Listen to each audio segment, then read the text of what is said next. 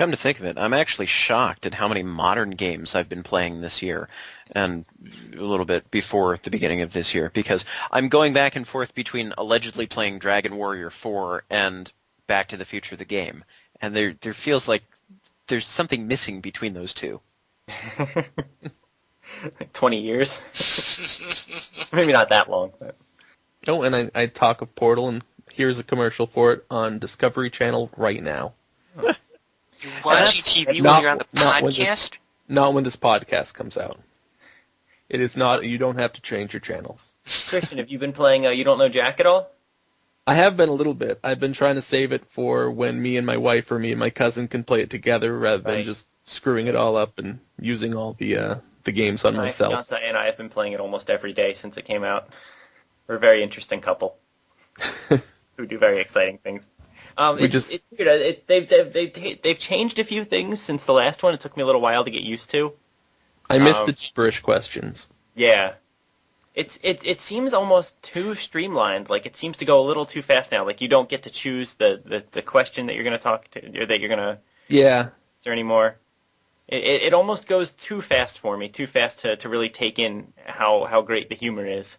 Yeah, I still really like it. I still think it's really great. Oh, yeah. But I would like it if you could still choose your question, even though choosing the question didn't matter. No. As you could think it's about the Flintstones, and it turns out it's about string theory. But I personally just liked the pause. I think it was the pause in between each question that I liked. I don't know. Yeah. I think that for some reason that added something to the game for me. But the reason they did that is because, I believe it's to avoid question repetition. Like, the way the game is set up, for anyone who doesn't know, is that you play individual episodes of the game. Yeah, it's episodic. So each episode has its own set of 20 questions, and then you play that, and then there's like 70 more episodes that you can play. So instead of starting the game and just the game generates questions from its database for you to answer, there's like 70 whatever episodes of the game you can play. And you can actually follow Cookie Masterson on Facebook. You can? Really? Yeah, I'm following him. Apparently, I haven't actually seen this, but I've kind of heard around that the things he talks about on his Facebook will actually come up in the game. You'll hear the interns in the intro in the beginning actually talk about the things he said that day. So It's like they planned everything he's going to say for the next year. I'm gonna go and it triggers in the game or something. That's what I've heard. That might not be the case at all, but that's what I've heard. That's really cool. Yeah. Yeah. Definitely a fun game. I'm very, very glad that they brought that back. Yeah. I would have liked the option for the 21 question game back though. It's a little short, but I could just play a bunch. Oh, that's right. It's only 10 questions long, isn't it? Plus a jack attack. I think I said 20 earlier, but yeah. That's the other thing that bothered me, was that's the other thing that makes it so short, besides taking away the option to choose your question, is that there are fewer questions per game. Anyone else playing video games? I don't think I play video games. Oh. What are you doing here? I know, right? Jetty, you do not have an Xbox 360. Yeah.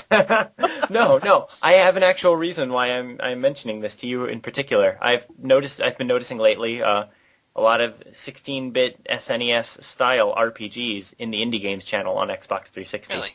Which it makes me think of you. Well, see, I had vaguely considered getting the Xbox 360 because I know you can develop for it.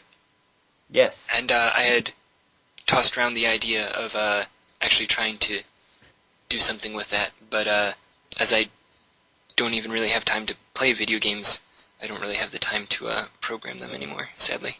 Well, there's one game in particular that's coming out for the PC, actually, that I played on Xbox that I think you should check out, called Cthulhu Saves the World. Yes, I believe you mentioned this one before. I wrote about it in Minus the Pudding a little while ago. Yeah.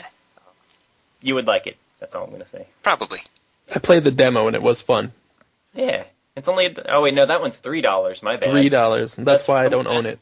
Because it's too rich for my blood. Yeah, actually, that Sword and Hammer game, or whatever, that I was talking about earlier in the show, also $3. This is a 15-minute long game. Outrage. Which I guess, if you're not familiar with the Xbox Live Indie Game Service, that sounds kind of ridiculously cheap for a video game. But the games on there range from $1 to $3, so it's one of the more expensive ones there. There are the occasional $5. Are there really? Those people are flying a little too close to the sun, if you ask me. What they need to do is let indie games have achievements, and this is actually going to come up in versus mode very shortly. Oh. In fact, it should be up already. But if indie games had achievements, I would buy all of them. I would buy more. Yeah, I would. I would buy more. absolutely, I wish they did. especially the little $1 ones. If I was like interested in it and it had 50 gamer points, I would do it. Yeah. 50, 100 gamer points for indie games, 200 or 250 or whatever they do for the arcade, and 1,000 for the full games. I could live with that. This is how achievement obsessed I am. Yep. Then I could finally get my 50 points of achievement in Fishing Girl. Yikes. So unless anyone else has any games they want to talk about, I think that might be it for the GameCola podcast. Woo! Yay. Sounds like a resounding no. All right, before we let you go, a few quick housekeeping things. Check us out on Twitter. We are at GameCola. If you follow us there, you will get an update on your Twitters whenever we post a new article to the site. Go on Facebook, search for GameCola, like us.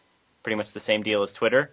We have a YouTube channel, gc.net. That's the letters GC and the word dot and the word net. We have all kinds of Let's Play-esque videos, lots of other random stuff. Christian Porter has a Speak American series on there, that games that don't. If you're not already, you can subscribe to the GameCola podcast on iTunes, and if you do that, please give us a really, really high rating, like as high as it can possibly go. That would be. I don't want low ratings. If you're going to go on there and give us a low rating, just don't do it. I don't want any sense of objectivity here. I just want high ratings. I don't need accuracy if you don't think we deserve it. I don't care. He's the J. Jonah Jameson of video game blogs. I only want ratings. High ratings. And finally, you're probably aware of this already. If you're not, we have an actual internet website. Whoa. GameCola.net, and this time it's the actual period, the dot, and then the word net. Yeah, and I'm going to make the same joke that I made last time and say the letter dot. GameCola.net. There's lots of really good stuff on there. That's my big pitch. And now it is farewell. Oh, yeah. Well, thank you for everybody. Everybody, thank you for coming, and everybody, thank you for listening to the podcast. And thank you for letting us thank you. Thanks. Anyway, thank you everyone for coming to the podcast. Thank you for everyone for listening to the podcast. This has been GameCola Podcast number 36. Email us at podcast@gamecola.net.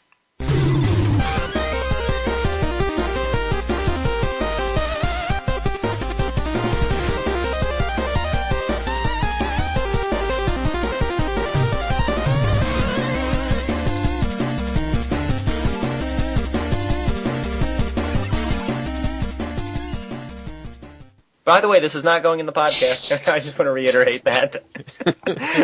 This isn't the fun part at the end after the theme song.